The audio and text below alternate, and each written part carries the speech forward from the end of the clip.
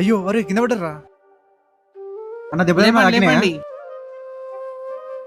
Bro మీ వాళ్ళకి phone కలిపియండి. అన్న మీ వాడు ఇక్కడ ఐడిపిఎల్ చెరువు దగ్గర పడిపోయింది అన్న. వస్తున్నా అన్నా. అన్నా కొంచెం బండి మీద కూర్చోబెట్టరా.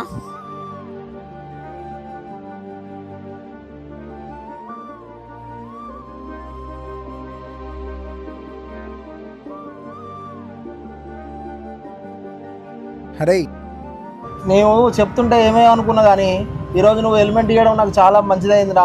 లేదంటే నా ఫ్యామిలీ ఆగమవుతుండే. ఎందుకంటే రాయల మీద పడిన ఆ హెల్మెట్ ఉంది కాబట్టి నాకు ఏం కాకుండా నేను సేఫ్గా బయటకు వచ్చేసిన.